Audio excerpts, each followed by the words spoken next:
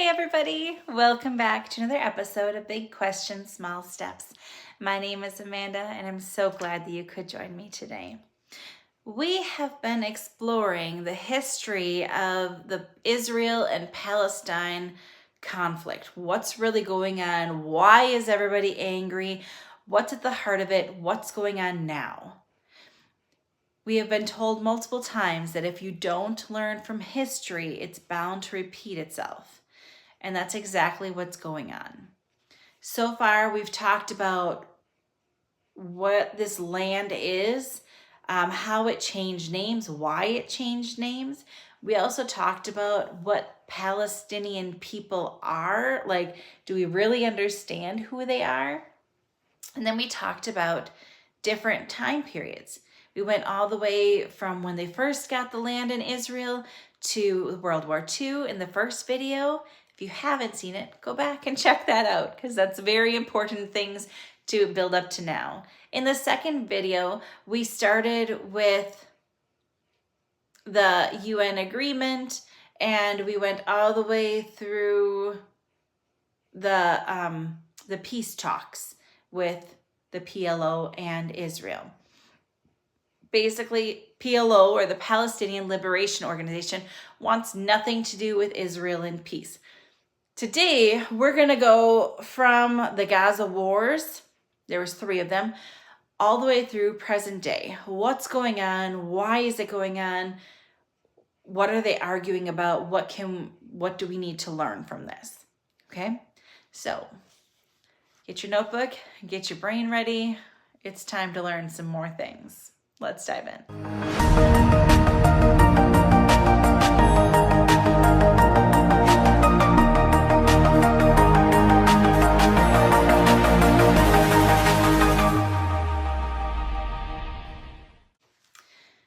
So in our last video, there was peace talks going on between Israel and the PLO, or the Palestinian Liberation Organization. Palestinian Liberation Organization tried to attack Israel. They did not succeed. They were pushed back. The leaders of the PLO kind of fell apart, and then it started to regroup as Hamas. Okay, now we're going to pick up with the Gaza wars. There were 3 of them, and they basically were repeated attacks by the PLO or Hamas, whatever you want to refer to them at that point, because it was kind of in between the 2 organizations. They were trying to just attack and weaken Israel. Okay, now if you have ever had a neighbor who constantly was throwing things into your yard, that gets old pretty quick. Okay, so Hamas, the PLO, is stationed up in Lebanon at this point. That's where their home base is. But they're continually trying to start problems in Israel. They're throwing missiles or rockets or grenades or whatever at Israel, trying to cause damage and harm, particularly over this strip of land that's by the sea called the Gaza Strip. Okay, they viewed that as a very important piece because it had a lot of ports there and it would be very good for territory and success there. So they're trying to attack and get this land 3 times. Now, again, if you think back to the neighbor example, how many times would your neighbor have to throw garbage into your yard before you got angry? Before you threw something back? Before you built a fence? Not many, right? Okay, well, in Israel, they can't build a fence necessarily around their country to make these attacks stop. But what they do is they create this amazing piece of technology called the Iron Dome. Now, the Iron Dome is not an actual dome. What it is, it's a counterintelligence missile destroyer. So what it does is it senses when a missile is coming in to attack the area, and it will fire off a missile to intercept it in the sky and eliminate the threat.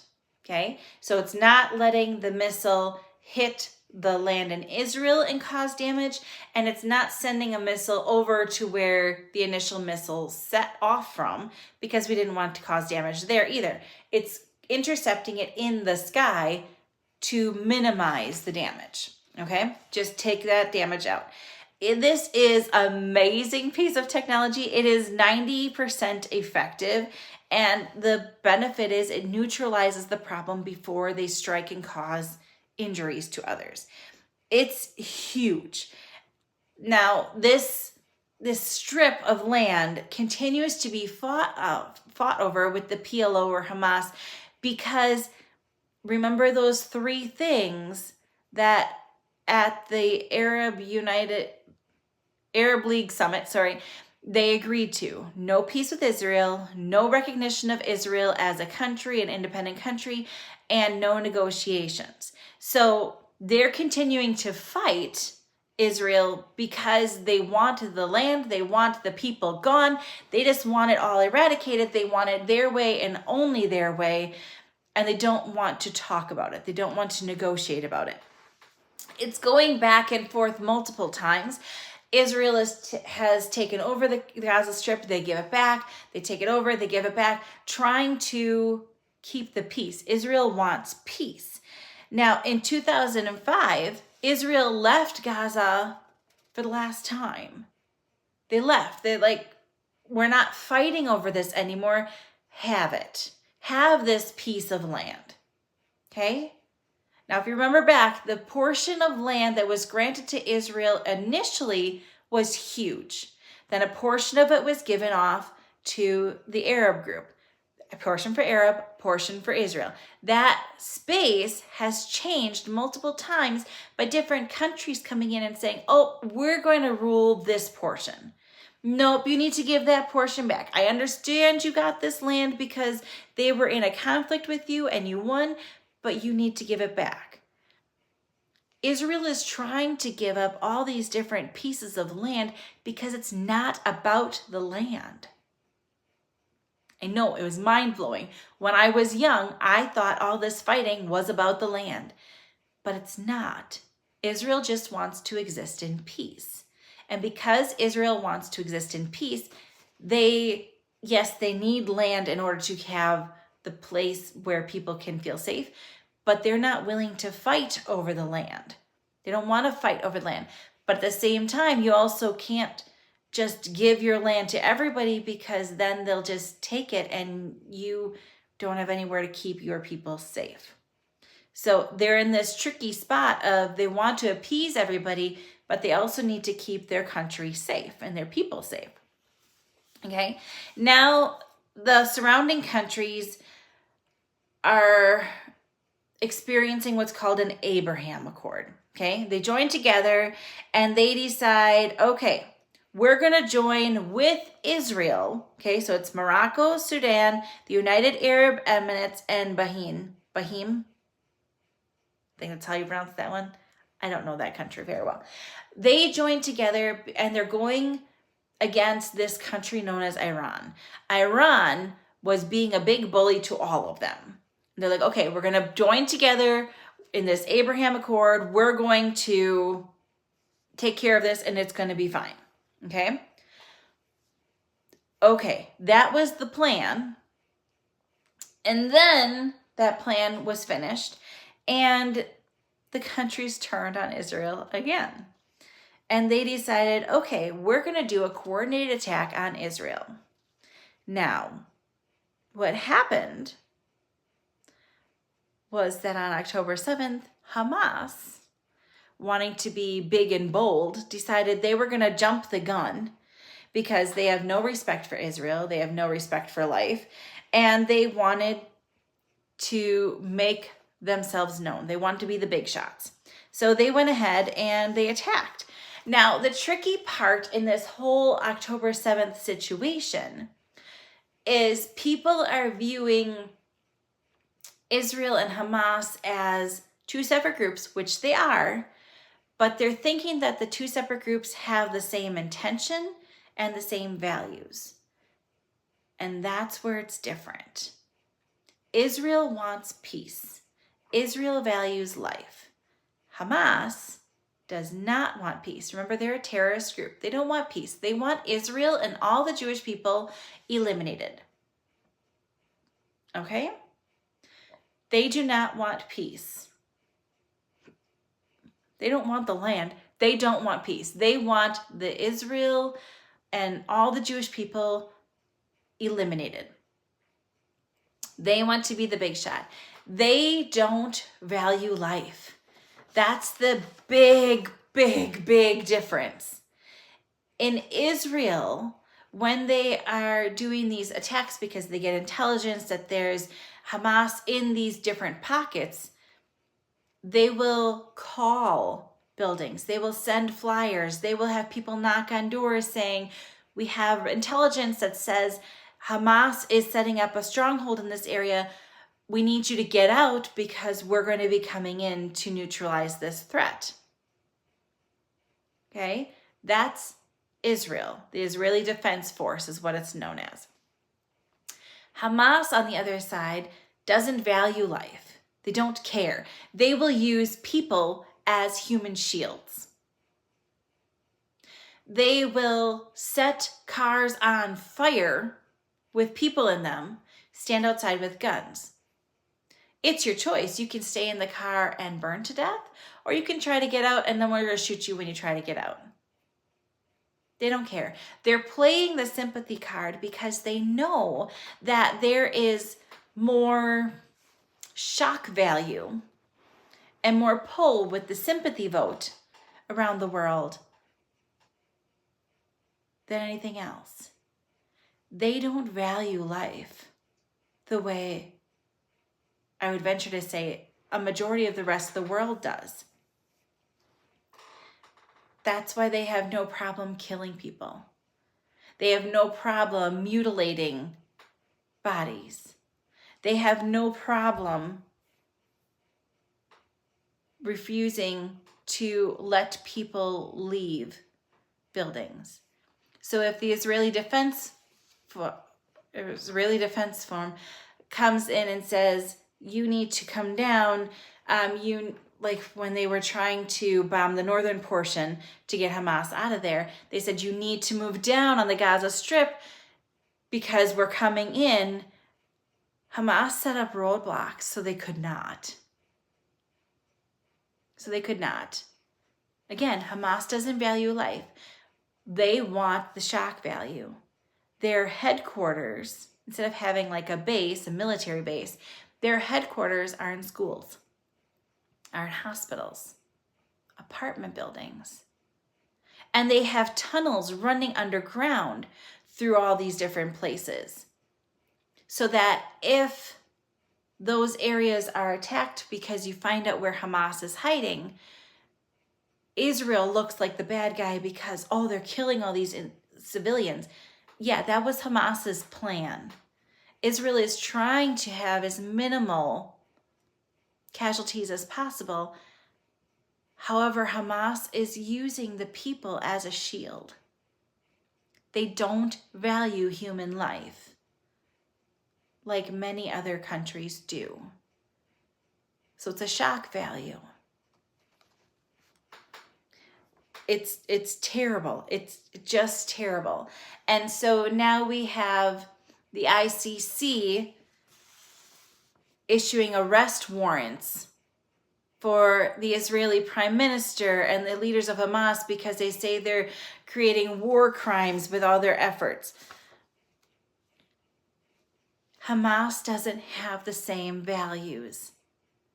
So issuing an arrest warrant, basically saying, okay, if you set foot in one of our countries in Africa, you're going to be arrested.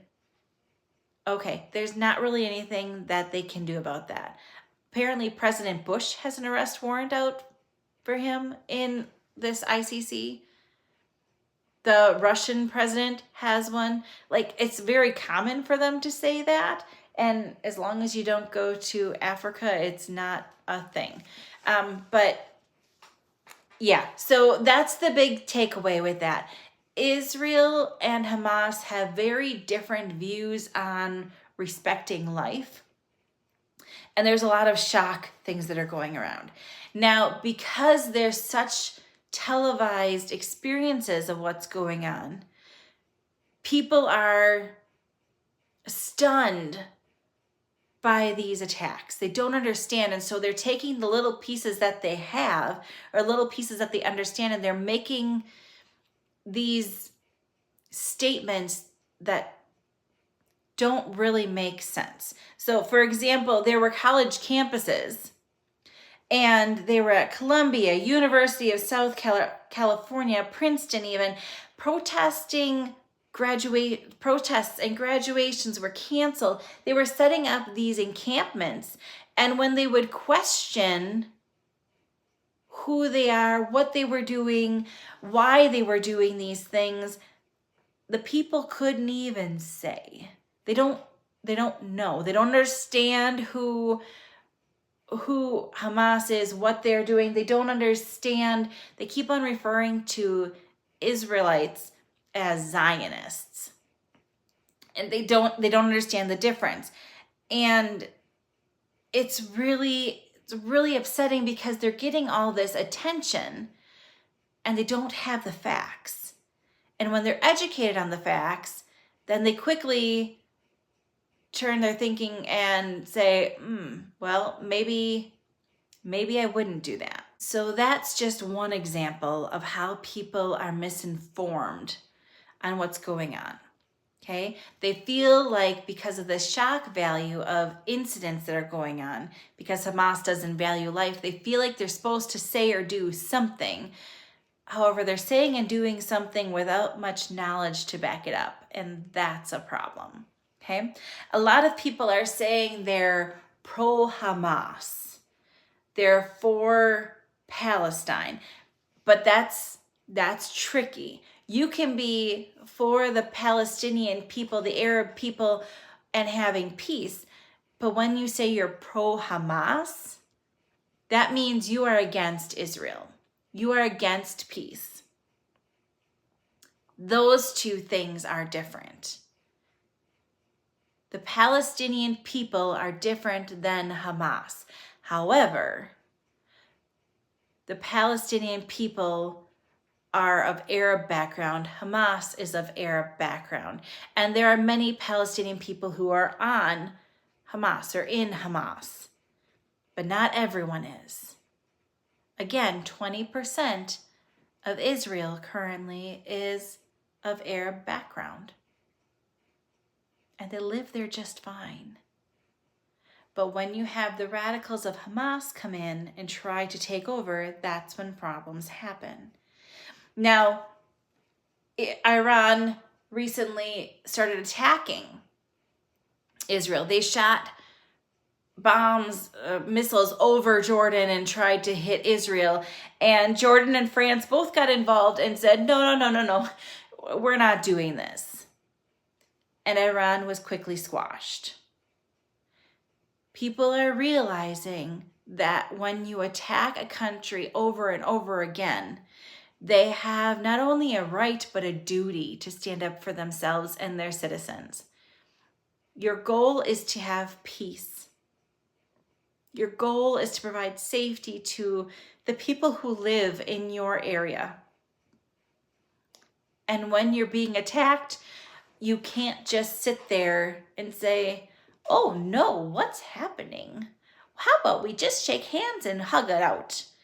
That's not how it works. People matter, at least to the Israelites. The people of Israel, they care about life. That's their goal, is to have peace. That's their goal. Now, recently, Israel started to invade and kind of clear out an area called Rafah. Rafah is this area in northern Israel's territory. And there was a group of Hamas up there. It wasn't an active threat at the time that October 7th came about. They knew that it was there, but they didn't view it as an active threat. There were other things that they needed to address first. Now, recently, there were 4 Hamas battalions that decided to launch some bombs from Rafah. Again, neighborhood example. You can't let your neighbors throw things in your yard and not do anything about it. It's not safe. You need to do something about it. Your job is to keep the safety of the people that live there at your top priority. Okay? These people are trying to bomb your people and kill them. Not okay. Rafah was seen as a safe haven for civilians initially. Again, Hamas, because they don't have the same value of life, they like to use the human beings as shields. So when Hamas was attacked all over and they kind of were falling apart, they had straggling groups kind of regroup in the Rafah area, and that's when they started lobbing the bombs again from the Rafah area. Rafah was determined at that time to be that the group up there, the Hamas group up there, was a threat because they were throwing missiles and causing problems, and it needed to be addressed. So, of course, Israel is going into Rafah and they're trying to address that. Now, Egypt, at the southern end of Israel, said, oh, no, don't go into Rafah. If you go into Rafah, we're not going to be able to accept any of the Gaza refugees because there's not enough space. That's not the case.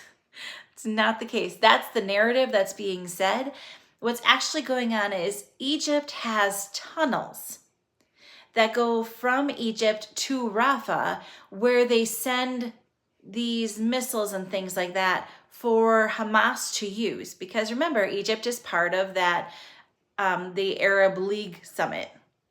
So they're friendly with Israel, but they're not friends. Okay? They're still supporting Hamas. So they're sending them all these things, and they're afraid that the Israeli Defense Force is going to find these tunnels, and then it's going to be a whole thing. And Egypt doesn't want to have that problem. So they're trying to kind of push back on Israel a little bit. Egypt is saying, oh no, if you do this, then we might not be able to help you anymore. We're not going to be as friendly anymore.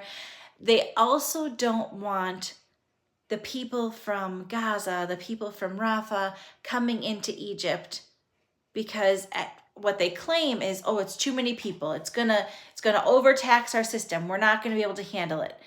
When the truth is, they don't want the people coming into Egypt because they're too radical. They're too extremist. They don't want to deal with the problem. Convenient, right? All these countries surrounding Israel. Nobody wants Israel to exist. They don't want the Jewish people to exist. They want them gone. One country gets friendlier, if you want to call it that. But when things start hitting the fan, then they're going to go back to their buddies in the Arab League, and they're going to stay with them because they don't have the same value of life. They don't want to deal with the mess of Hamas. They don't want to deal with that.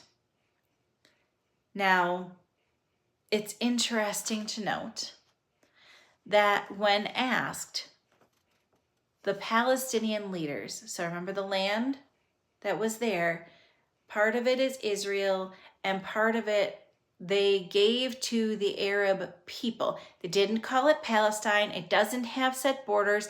It's not a nation. It's not a country. There is no Declaration of Independence. But there are leaders over there. Israel doesn't want to lead them. When Israel asks, or anyone asks the Palestinian leaders, do you want a two-state solution? Do you know that they don't want it? They don't want Palestine as a state. They know it's too tumultuous. They know that there's no peace, and they just want peace. Not all Palestinian people are bad by any means. And any casualty in war is certainly a sad casualty. But you have two different objectives in this whole situation. You have Israel who wants peace, just let us exist. And you have Hamas who just wants to kill the Jewish people, make them disappear, and wipe Israel from the map. You can't make the two of those coexist.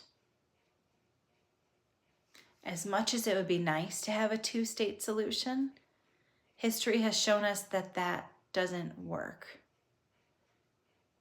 You have people who have very differing backgrounds, very different ideals, very different views on human rights